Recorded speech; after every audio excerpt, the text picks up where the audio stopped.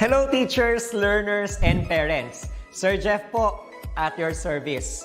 Alam nyo ba na meron tayong website na tinatawag na DepEd Commons? Ang DepEd Commons ay binuo upang gawing accessible ang pagtuturo at pag-aaral dito sa ating bansa gamit lamang ang inyong mga smart devices gaya ng cellphones, tablets, at computers. Dito ay maaari nating ma-access ang iba't ibang learning materials mula sa Department of Education. Meron itong mga interactive materials, electronic self-learning modules, at instructional video lessons mula sa DepEd TV na tiyak na makatutulong sa pag-aaral ng mga mag-aaral galing ka man sa public o private school. Walang problema dahil welcome ang lahat dito. Para ito sa mga guro, magulang at mga mag-aaral mula sa kinder hanggang grade 12, alternative learning system o ALS, at pati na rin ang special education. At huwag kang mag-alala dahil kahit walang load ay maaari mong ma-access ang mga learning materials. Tama! Libre ito. Ang kailangan mo lamang gawin ay i-on ang iyong data at buksan lamang ang iyong browser at i-type ang commons.deped.gov.ph. Alam na ba ng iyong mga kasamahang guro o mag-aral ang tungkol sa DepEd Commons? I-share mo na ang video na ito upang matuto rin sila kung paano gagamitin ang DepEd Commons sa mabilis at napakadaling paraan. Muli, ito po si Sir Jeff at kita-kits po tayo sa DepEd Commons. Paalam!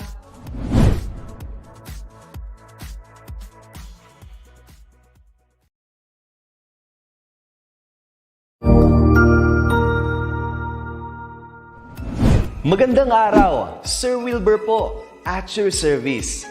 Narito ang ETUlay upang gabayan ka sa inyong pag-aaral upang lubos na maunawaan ang iba't ibang paksa o subject.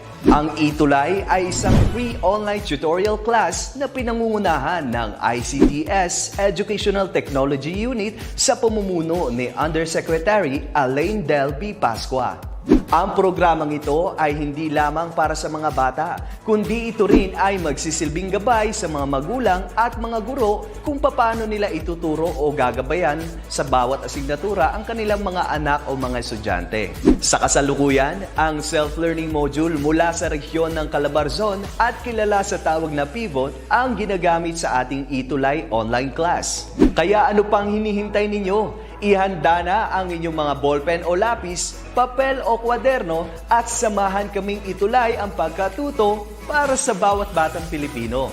Sama-sama tayong magtutulungan para malampasan ang mga hamon sa panahong ito. Halina't matuto kasama ang inyong online tutor sa oras na ito.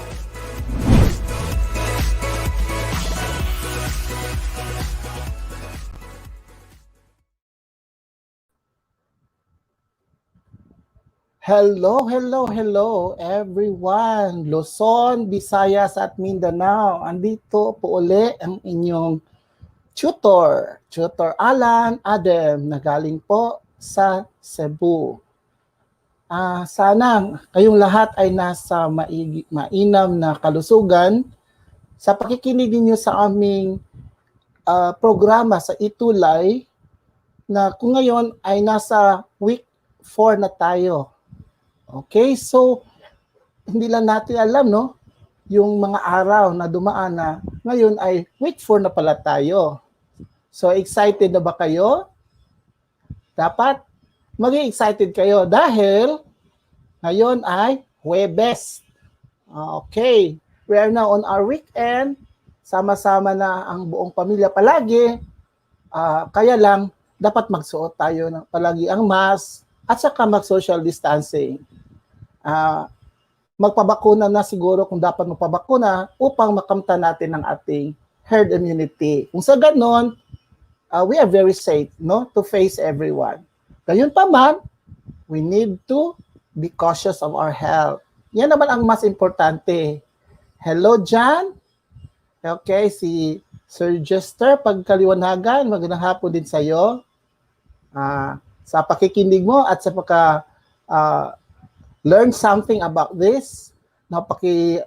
Gusto ko lang i-inform that this is not only for students, but also for teachers, guardians, and those who are interested in learning about Philippine politics and governance. Yun lang po mga basics.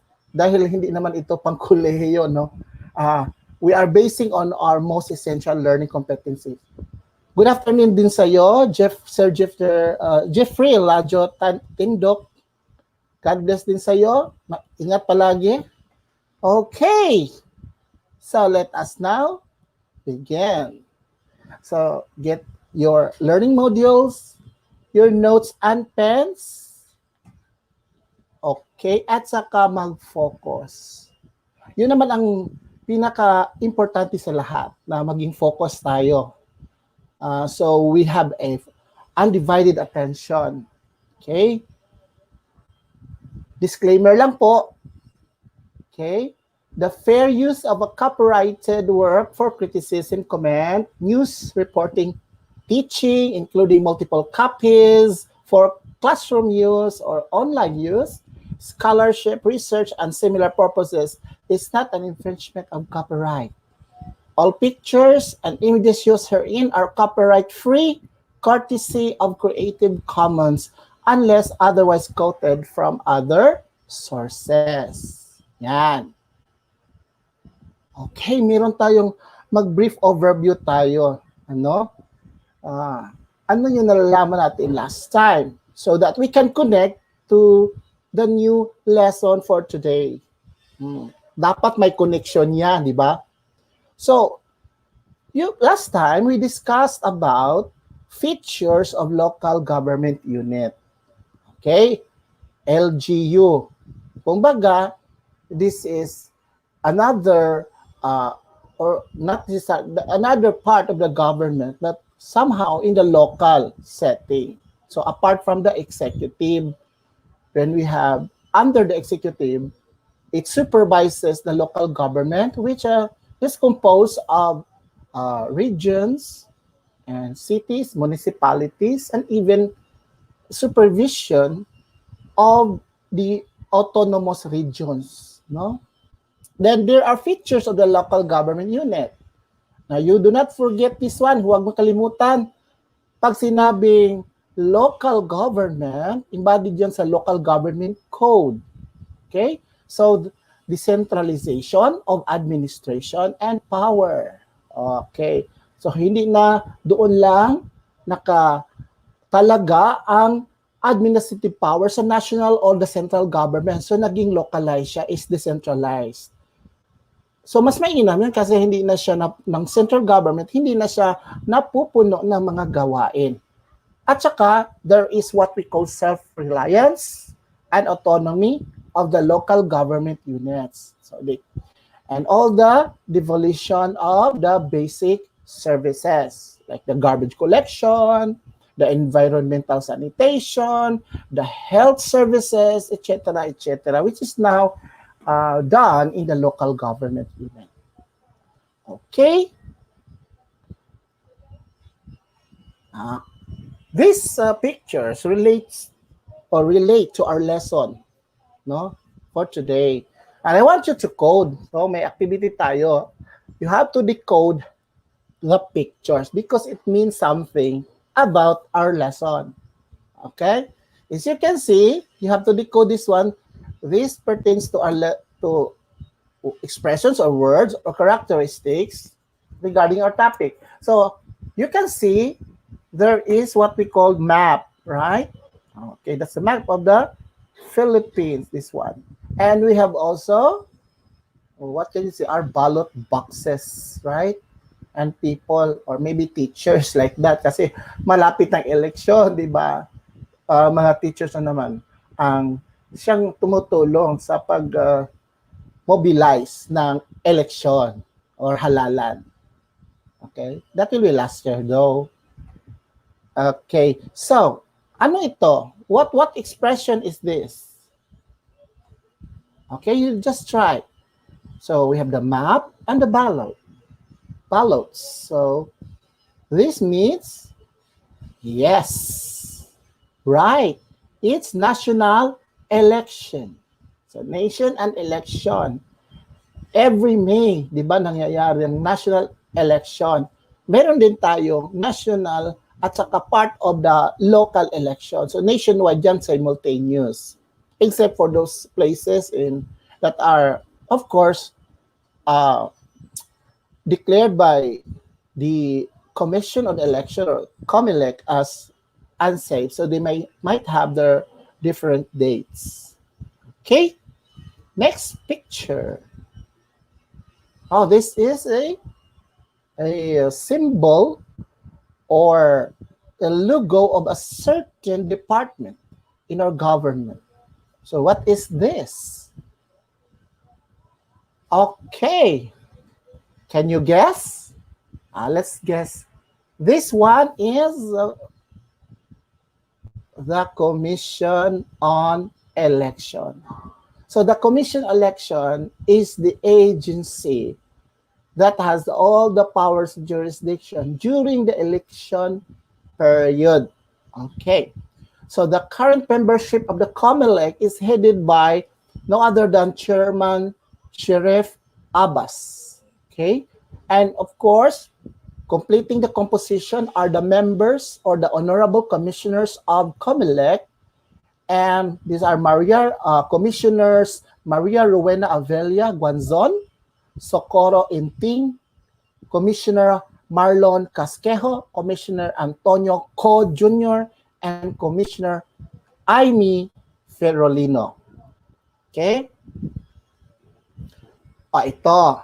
Can you decode these pictures?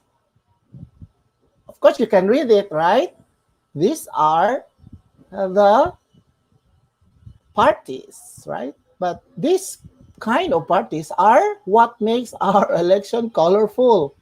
And can you guess what's the pictures all about?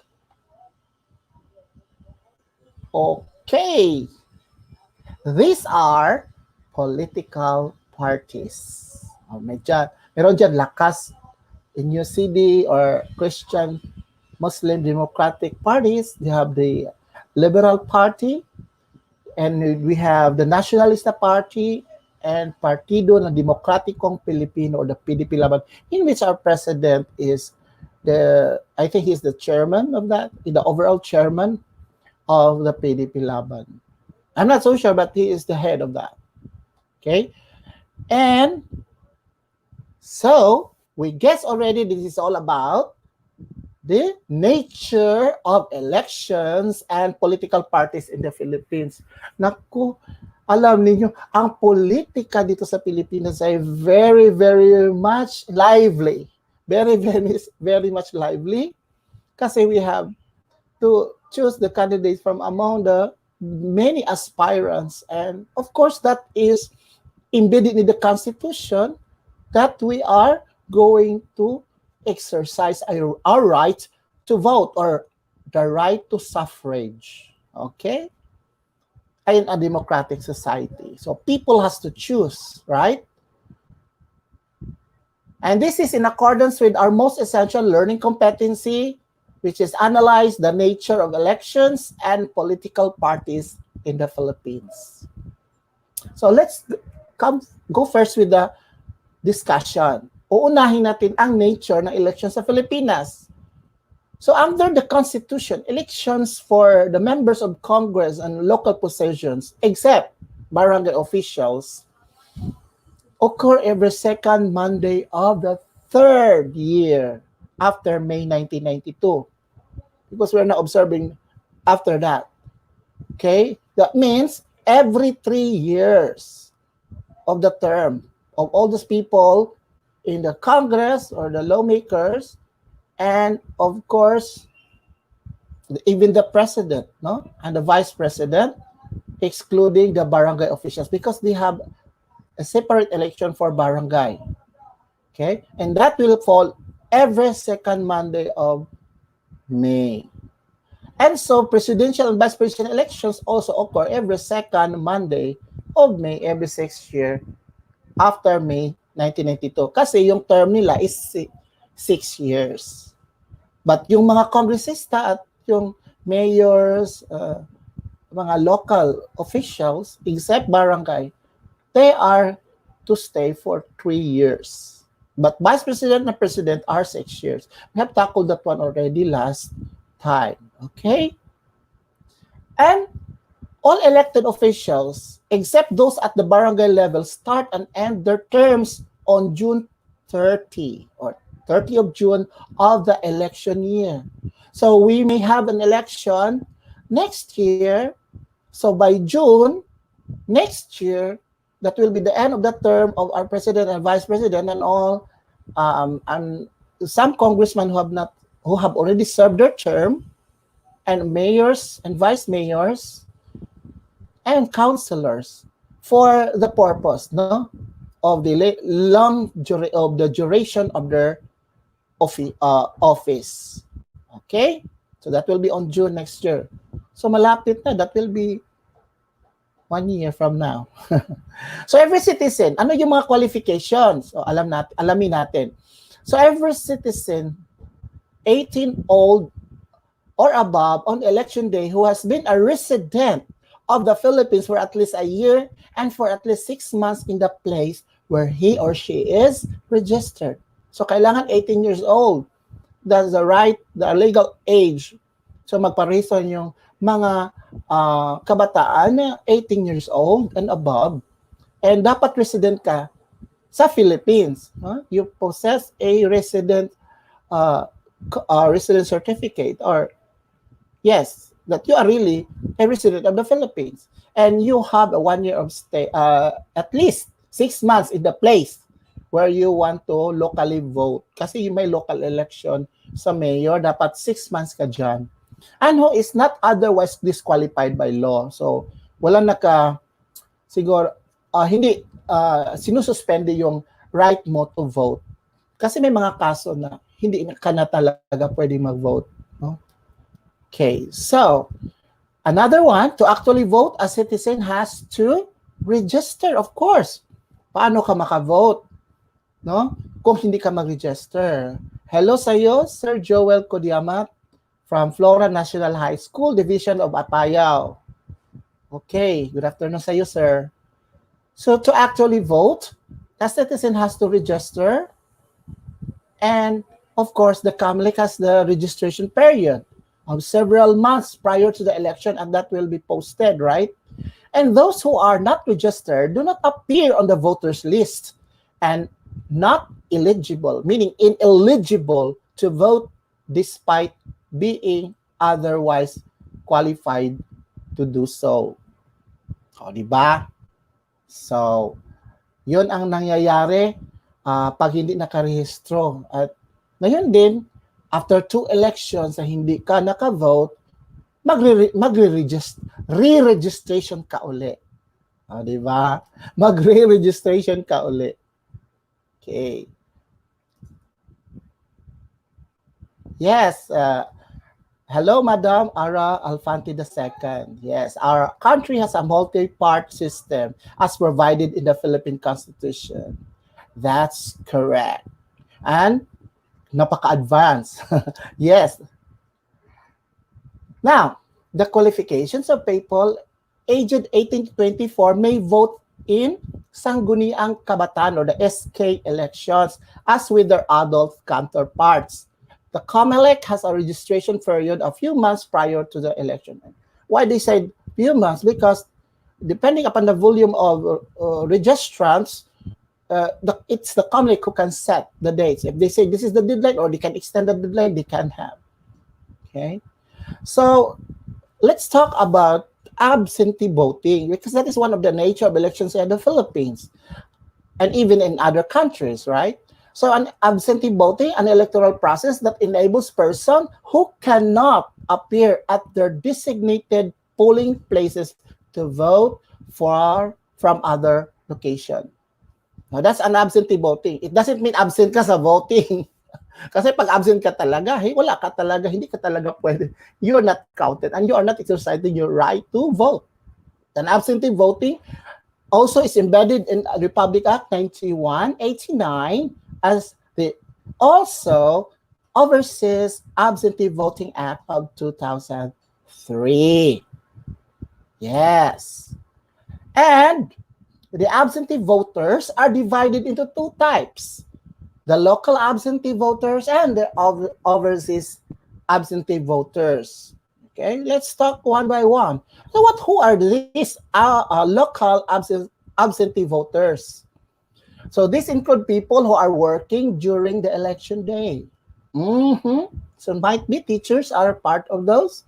And this includes soldiers, policemen, government employees, and the like. So what does it mean? They might be having a special day of election, special time or day of election prior to, because they're serving, no? They are serving for during the election, and they cannot leave their posts. So overseas absentee voting, this is the second one. These are Filipinos residing abroad. Dapat Filipino sila. They reside abroad and they are a little bit, and of course, they are not yet a citizen of that particular country or state. So they are residing abroad and they are eligible, like yung mga OFW natin, di ba? And they are eligible to vote for national positions only president, vice president, senators, and party list representatives. So wala silang representative sa kanilang district. Okay? Yun lang, party list representative. Now, and overseas absentee voters may vote in the Philippine embassies. Doon sila mag-vote sa embassy kung saan may embassy ng Pilipinas or consulate or konsulada. And voting begins as early as 4 months in advance, no, prior to the election day. So if it is May, 4 months before May. So the voting can be as long as 6 months in very few scenario case situations. Okay? So according to, so the process now of applying for candidacy, o sino yung gusto mag-apply na candidacy. So these are the process, no? I'm taking this one in an article, a very simplified article, no, online. So according to section 1 of COMELEC resolution number 3253, no person shall be elected for a national position. So the national president, vice president, representatives, senator, and House of Representatives, and of course party list, and the local elections, except for barangay, unless he or she files a certificate of candidacy. Okay? Narinig nyo yan, COC. Oh, naka-file ka na ba ng COC? Anong COC, sir? Clash of Clans? Hindi. Certificate of candidacy. In a form that is prescribed by the commission and within the fixed period. May fixed period pag expired na, or it's already deadline, so hindi ka na pwede, no?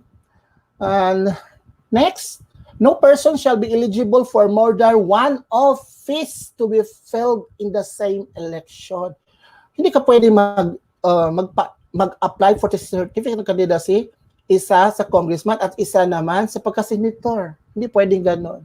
Dapat isa lang. So if he files a certificate of candidacy for more than one office, he shall not be eligible for either. Kasi dalawa yun.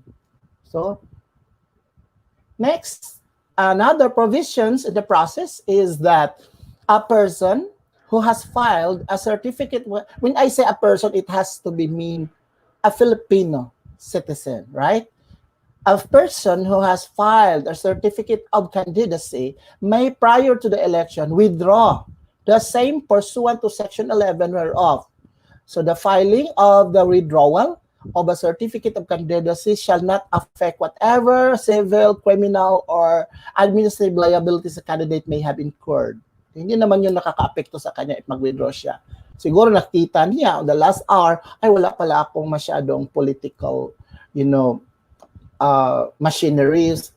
I don't have money to go from one region to another region or islands, and I think according to the survey, this time hindi naman ako popular, so they can withdraw without affecting their status. So nature of elections in the Philippines.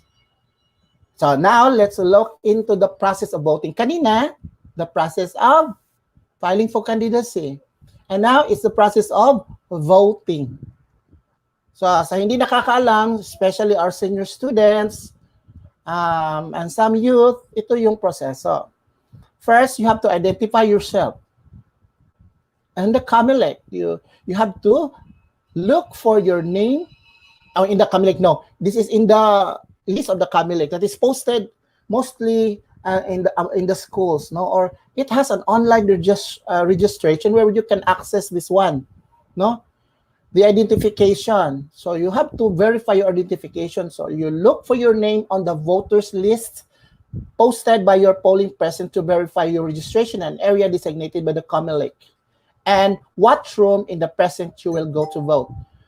This has to be done a day before the election, because the name of the registered names of voters is already placed and posted in the precinct. If I were you, or you can have your barangay officials to help you acquire your precinct number, so that by the moment you go to the precinct, you are already ready because you know the number, no? And certain areas will also make use of the voter registration verification machine, but it is not for all, no? This was it just a test, the vote verification machine, just to identify that you are really the person being listed on it, no? In some areas in the countries, but not all. Second, alam na yung present mo, then you get your ballot. But this one, approach the Board of Election Inspectors, so BEI, and the chairperson to get your ballot. And they will give you, no, ballot secrecy folder and marking pen. Okay? And then you have to choose your candidate. Ballots are divided by positions up for election. So senator, we have 12, and actually 24. Yan, kalahati yan mag-i-end ng term. So 12 lang. The House of Representatives, the House of Representatives, only one, that is in your district. Mayor, of course, isa lang. Vice Mayor, isa. And one party list. And the process of voting in the election, number 4 step is you cast your ballot. So simply lang. You register, you get your ballot, then you choose the candidates where you're going to vote secretly in a secret folder in a nook, a place, maybe in the school. And of course, you have to cast your ballot. And after filing out your ballot, you keep it inside the ballot secrecy folder and bring this to the VCM, that's vote counting machine. Of course, there's a person with a vote counting machine, and insert it into the machine. And you will be helped also. Not that you put just immediately. You will be helped by those teachers, no, or BEIs. So do not leave right away. Wait for the machine to process your ballot. Once this is done, a poll clerk will mark your finger with an indelible ink. And this ink cannot be erased at least for a few days. And that marks you that you have already voted, and there will be a voter's receipt to review if these really are the candidates you have voted upon. Okay, now we're done with the election. The next topic is very, very short. This is the nature of political parties in the Philippines. This time is the political parties. Alam niyo naman, tama si Ma'am Ara Alfante, sabi niya, our country has a multi-party system as provided in the Philippine Constitution. Tama yan. So in fact, when we saw a political party is a group of individuals organized to advance an ideology or vision or program with the intention to influence the government through participation in elections. And this is according to the Political Party Development Act of 2011. I think this was a bill. I don't know if it has already been approved. Okay. Now, the Philippines has a multi-party system. Tama si Ma'am Ara. Okay. With numerous parties in which one normally has a chance of gaining power alone. And parties must work with each other to form a coordinating government. And unlike in other countries, they only have 2 parties. In the United States, dual parties. 2-party system, the Democrats and the Liberals. Okay, and they have their ideology. Of course, that has been discussed on the previous episodes about types of the political governance, right? Okay, so kaya nga mamimili tayo. So sino yung magaling? So, we have, meron din magvo-vote ratsyada sa isang partido. Meron ding mga voters na pinupo na talaga nila yung issues at saka yung mga plataforma from each candidate which within the party. So we really have a very, you know, a wide array of political figures and entities. So what are the rules of this political party? May mga rules ba yan? Ay, yung ginagampanan nila. Bakit pa may mga political party? So you know what? The first one is it engenders the principles and issues espoused by the members as part of the democratic participation. So, yan talagang essence of democracy. Sa Philippines, masyadong democratic. So the powers really is emanating from the people. Oh, you have the right to vote and you have right to be voted upon. So okay, go. May resources ka, may machinery ka, popular ka, ganun. So dito sa Pilipinas, meron tayong tinatawag na popularity. Okay? Meron ka rin machinery. Kaya nga, before the election, meron silang tinatawag na survey, no? Political survey done by reputable research organization like Social Weather Station, okay, and other, or the Pulse Asia, and this really can predict, no, give a prediction of the political temperature or barometer of that particular candidate. So tinitingala talaga nila. It's part of the political science. Kaya nga pinatawag natin political science because it has to really look into the trends. Okay? Kasi sayang lang, no? It becomes the training ground of leaders and party workers. Bakit? Diyan kasi sila kumukuha ng mga ideas. So, yung mga big wigs, no?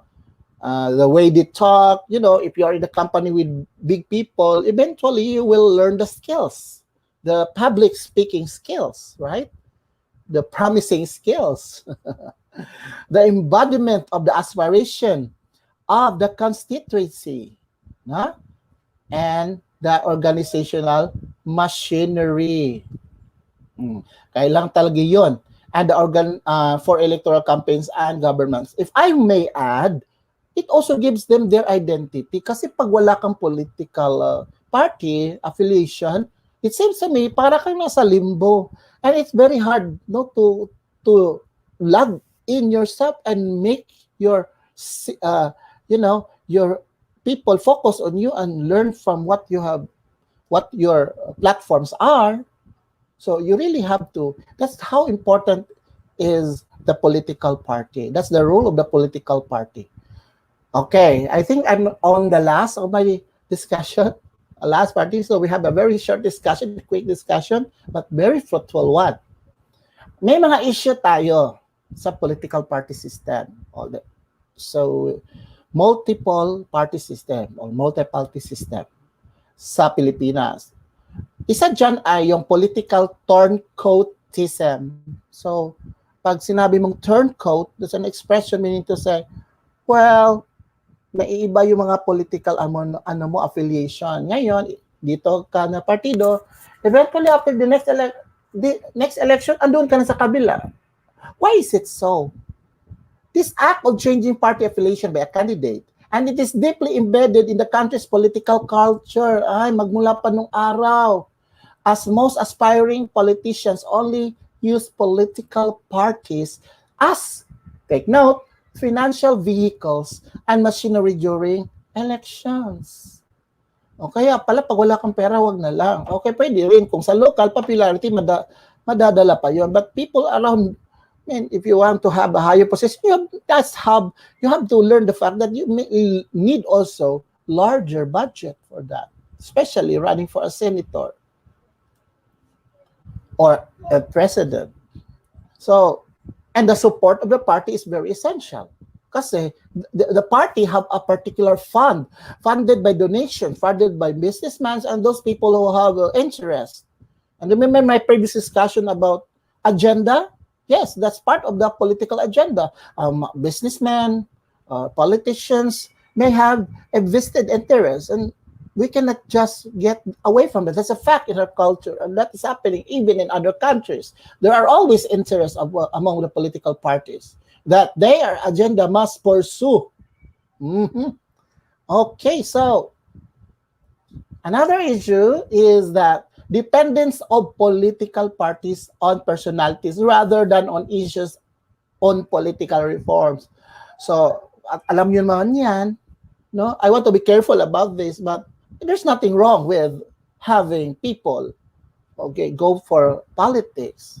But it seems to us that we are more on people who are popular and have personalities like artists, TV personalities, or even broadcast TV. Those people have we already known.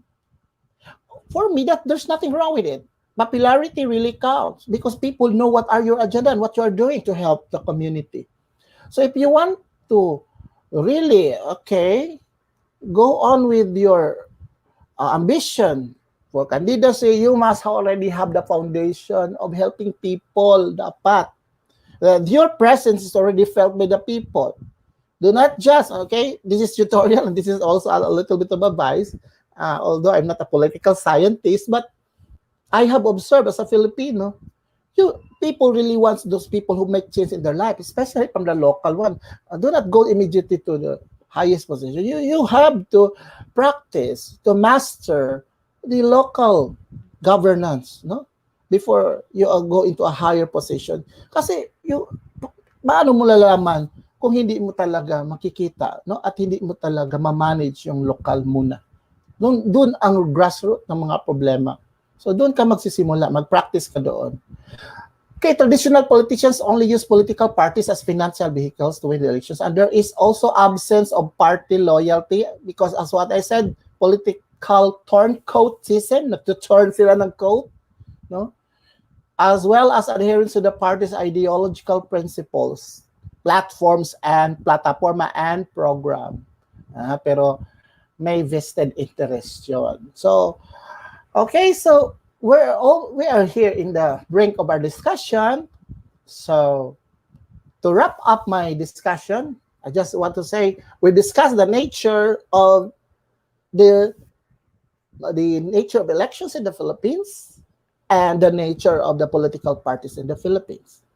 And we also discussed that there are qualifications to file for candidacy, and elections happen every May, no? Every 6 years for president and vice president and the national position, and every 3 years for local officials, mayor and vice mayor, except for the barangay elections.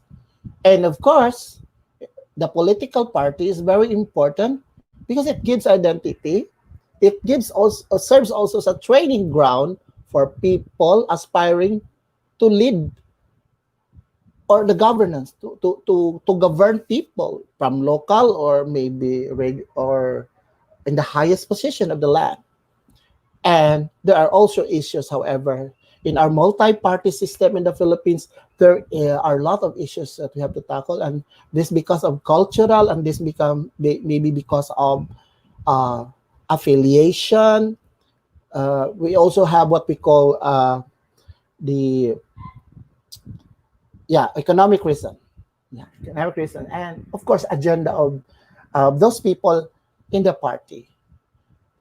There's nothing wrong with a multi-party system, but too much of it also can lead to the cons, no, of the democratic society. But there is no perfect government, though. We only need to be guided by the Constitution and the rules of the election. Okay, set up by the Commission on Higher Election. Yes, sir. Malapit na ang election uli. So, parang that was 2015. Ngayon may election na. And please read the issue. Listen to the issues. Do not look at the person. Look on what he have done. no, for the people, yung pangkalahatan, the impact na ginagawa niya. May mga iba yan, papogi at pagwapa effect. So you really need to decipher. You know naman siguro mga Filipinos, they're very good to identifying now. Now, we have experience already.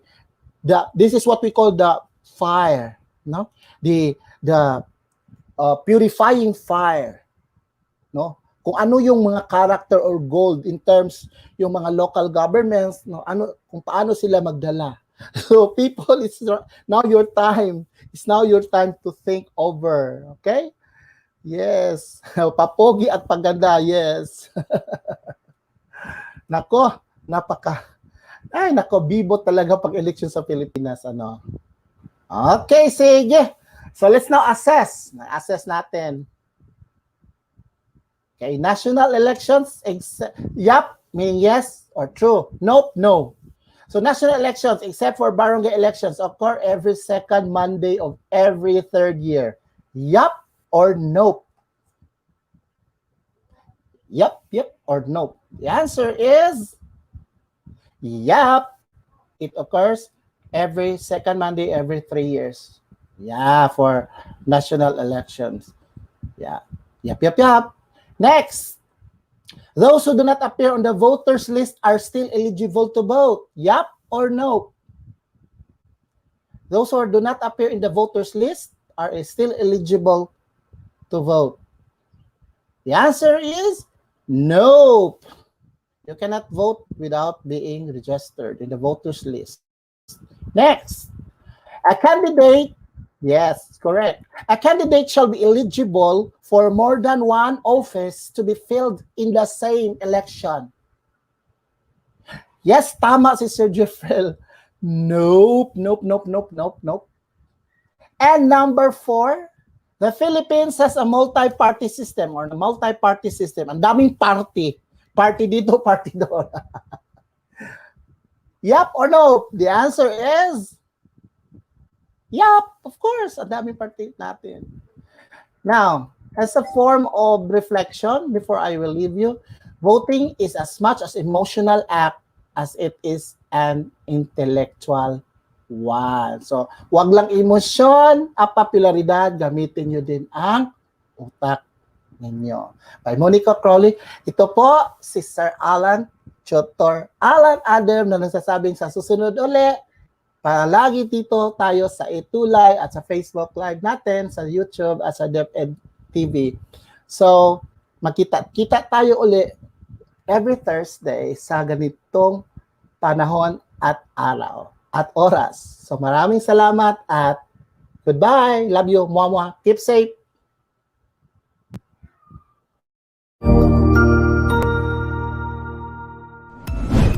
Sigurado ako na marami ka na namang natutuhan sa ating ETUlay tutorial session ngayong araw. Tandaan, ito ay hindi lamang para sa ating mga mag-aaral, kundi pati rin sa ating mga minamahal na guro at mga magulang na kaagapay natin para maituloy ang pagkatuto sa kabila ng nararanasang pandemya. Patuloy ding sumubaybay sa DepEd TV para sa mga araling ginawang video episodes. Mapapanood ito mula Lunes hanggang Sabado, alas 7 ng umaga hanggang alas 7 ng gabi sa inyong mga telebisyon.